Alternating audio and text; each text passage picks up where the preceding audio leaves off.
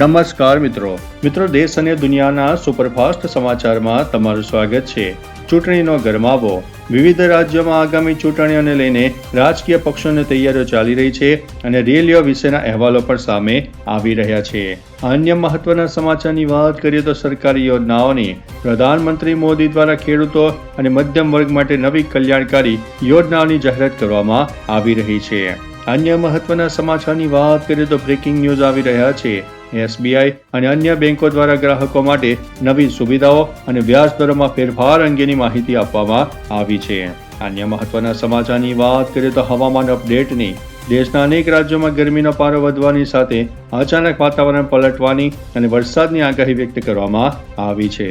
અન્ય મહત્વના સમાચારની વાત કરીએ તો હીટ વેવનું એલર્ટ। ગુજરાતના અનેક શહેરોમાં તાપમાનનો પારો 42 થી 44 ડિગ્રીની આસપાસ પહોંચવાની શક્યતા છે।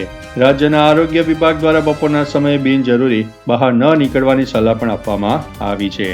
અન્ય મહત્વના સમાચારની વાત કરીએ તો વૈભવ લક્ષ્મી રાજયોગ। આજે 18 એપ્રિલે મેષ રાશિમાં શુક્ર અને ચંદ્રની યુતિથી વૈભવ લક્ષ્મી રાજયોગ બની રહ્યો છે। જ્યોતિષો મુજબ આ યોગ મેષ, કર્ક અને સિંહ રાશિના જાતકો માટે આર્થિક લાભ અને કરિયરમાં પ્રગતિ લાવનારો સાબિત થઈ શકે છે। અન્ય મહત્વના સમાચારની વાત કરીએ તો આરટીઈ પ્રવેશ પ્રક્રિયા। શિક્ષણ વિભાગના નવા જાહેરનામા મુજબ આરટી હેઠળ ખાનગી શાળામાં મફત પ્રવેશ માટે ઓનલાઈન ફોર્મ ભરવાની મુદત લંબાવીને હવે 23 એપ્રિલ સુધી કરવામાં આવી છે। અન્ય મહત્વના સમાચારની વાત કરીએ તો કૃષિ બજેટની અમલવારી। ગુજરાત સરકારના વર્ષ 2026-27ના બજેટમાં કૃષિ અને ખેડૂત કલ્યાણ માટે 24,022 કરોડની જોગવાઈ કરવામાં આવી છે, જેમાં સ્માર્ટ ખેતી અને વીજ સહાય પર વિશેષ ભાર મૂકવામાં આવી રહ્યો છે। અન્ય મહત્વના સમાચારની વાત કરીએ તો ગાંધીનગરમાં લાંચ કેસ। ગાંધીનગર કલેક્ટર કચેરીની જમીન ફાળવણી શાખામાં ફરજ બજાવતા નાયબ મામલતદાર બિપિનચંદ્ર પરમારને 9.5 લાખની લાંચ માંગવાના કેસમાં એસીબી દ્વારા ઝડપી પાડવામાં આવ્યા છે। તેમની સાથે એક નિવૃત્ત પટાવાળાની પણ ધરપકડ કરવામાં આવી છે। અન્ય મહત્વના સમાચારની વાત કરીએ તો પંજાબના કપૂરથલાનો એક વ્યક્તિ જે 25 વર્ષથી ગુમ હતો તે ઉત્તર પ્રદેશના બીજનોર પોલીસની મદદથી તેના પરિવારને પાછો મળ્યો છે। અન્ય મહત્વના સમાચારની વાત કરીએ તો ફિલ્મની। વિદ્યુત જામવાલની હોલીવુડ ફિલ્મ સ્ટ્રીટ ફાઇટરનું ટ્રેલર રિલીઝ થયું છે, જે 16 ઓક્ટોબરે રિલીઝ થવાની છે। અન્ય મહત્વના સમાચારની વાત કરીએ તો આઈપીએલ અપડેટની। ગિલની અડધી સદીની મદદથી ગુજરાતની ટીમે સતત 3જી મેચ જીતી લીધી છે, જ્યારે કોલકાતા આ સિઝનમાં 5મી મેચ હારી ગઈ છે। અન્ય મહત્વના સમાચારની વાત કરીએ તો રેલ રોકો આંદોલનની। પંજાબમાં ખેડૂતોએ સરકારની ખાતરી બાદ તેમનું રેલ રોકો આંદોલન હાલ પૂરતું સ્થગિત કર્યું છે। અન્ય મહત્વના સમાચારની વાત કરીએ તો અમેરિકામાં વૈજ્ઞાનિકો ગુમ। અમેરિકામાં પરમાણુ અને સ્પેસ રિસર્ચ કરતા વૈજ્ઞાનિકો રહસ્યમય રીતે ગુમ થતા મામલે ટ્રમ્પ સરકારે તપાસના આદેશ આપ્યા છે। અન્ય મહત્વના સમાચારની વાત કરીએ તો નેપાળમાં ભારતીય વાહનો ઉપર ટેક્સ।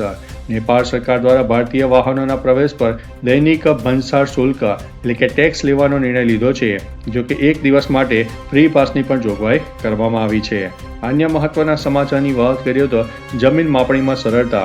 બિહારમાં હવે જમીન માપણીનું કામ માત્ર 7 દિવસમાં પૂર્ણ થશે અને 14 દિવસમાં તેનો રિપોર્ટ ઓનલાઈન મળી જશે।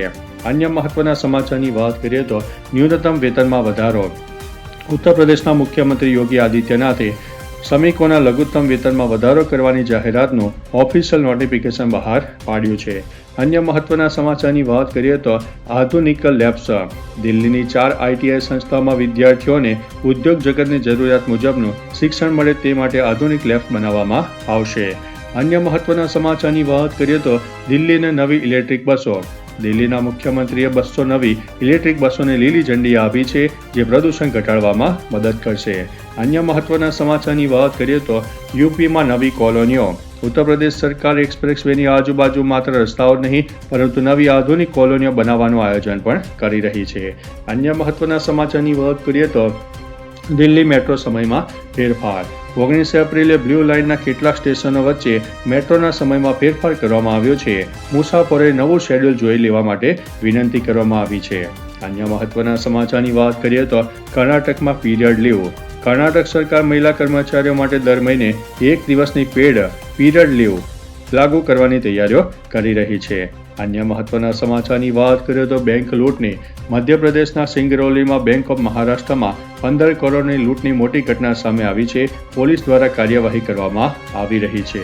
અન્ય મહત્વના સમાચારની વાત કરીએ તો ચારધામ યાત્રાની યાત્રા શરૂ થવાના 2 દિવસ પહેલા ઓફલાઈન રજીસ્ટ્રેશન શરૂ થઈ ગયું છે. સુરક્ષા માટે હાઈટેક સીસીટીવી અને ડ્રોન પણ તૈનાત કરવામાં આવ્યા છે. અન્ય મહત્વના સમાચારની વાત કરીએ તો રાજસ્થાન હાઈકોર્ટને કોર્ટે જણાવ્યું છે કે વહુ પણ અનુકંપાના આધારે નોકરી મેળવવા માટે હકદાર છે. તો ચાલો મિત્રો, ફરીથી દેશ અને દુનિયાના સુપરફાસ્ટ સમાચાર લઈને મળતા રહીશું. ત્યાં સુધી અમને રજા આપશો. નમસ્તે.